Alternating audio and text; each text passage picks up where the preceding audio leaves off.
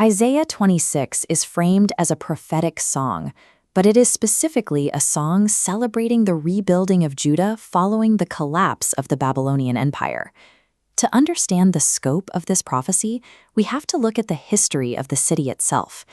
This timeline maps 4 distinct iterations of Jerusalem. The first spanned from 1000 BC until 586 BC, when destroyed by Babylon. It was rebuilt in 536 BC, standing until systematically dismantled by the Romans in 70 AD.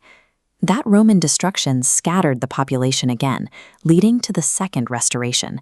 The establishment of the modern State of Israel in 1948 represents a direct continuation of this exact prophetic cycle.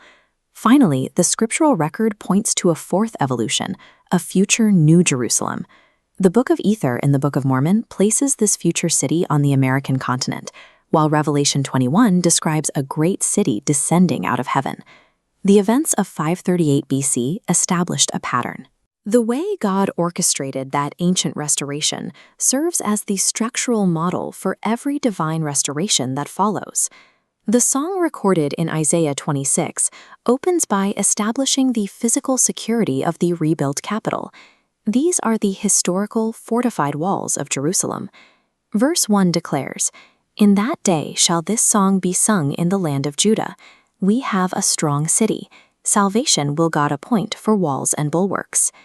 The phrase "in that day" strictly isolates the year 538 BC. Babylon has fallen, and the Lord's protection now serves as the city's defense. With the city secure, verse 2 issues a command, "Open ye the gates, that the righteous nation which keepeth the truth may enter in." This mandate to open the gates finds a direct parallel in the latter-day New Jerusalem.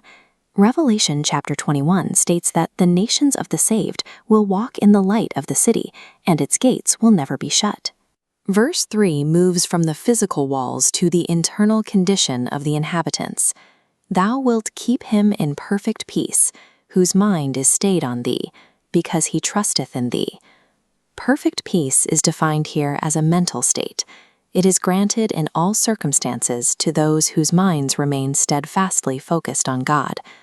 Consequently, verse 4 commands, "Trust ye in the Lord forever, for in the Lord Jehovah is everlasting strength."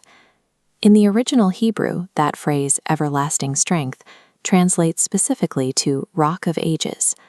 A physical restoration of walls and iron gates provides no actual security without the mental sanctuary created by absolute trust in the divine. From the peace of the rebuilt Jerusalem, the text shifts abruptly to the violent collapse of its ancient oppressor.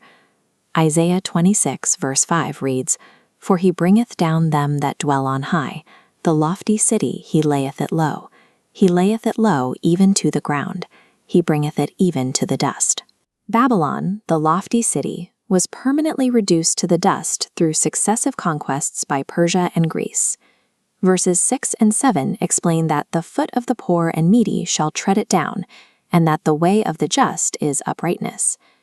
Because God actively clears obstructions from the path of the righteous, the oppressed Jews ultimately tread upon the remains of their captors. Verse 8 continues, "Yea, in the way of thy judgments, O Lord, have we waited for thee." This period of waiting refers to the grueling 70 years the Jews spent in Babylonian captivity. Verse 9 reveals the core theological premise of this chapter. "For when thy judgments are in the earth, the inhabitants of the world will learn righteousness." Divine judgment forces the world to learn righteousness by experiencing the severe consequences of their own actions. Verse 10 warns of the danger of unearned grace. "Let favor be shewed to the wicked, yet will he not learn righteousness. In the land of uprightness will he deal unjustly, and will not behold the majesty of the Lord."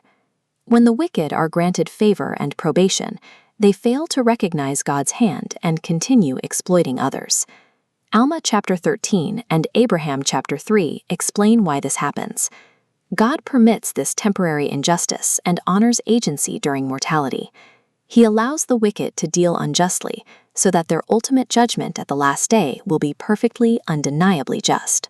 Verse 11 makes it clear that this time of probation inevitably ends. "Lord, when thy hand is lifted up, they will not see, But they shall see and be ashamed for their envy at the people. Yea, the fire of thine enemies shall devour them. Babylon will finally recognize God's consuming fire, but only when it is too late. The destruction of Babylon proves that divine judgment is not arbitrary wrath. It is a highly calibrated pedagogical tool designed to enforce the reality of moral consequences across the earth. In verse 12, Isaiah establishes the true seat of power. Lord, thou wilt ordain peace for us, for thou also hast wrought all our works in us.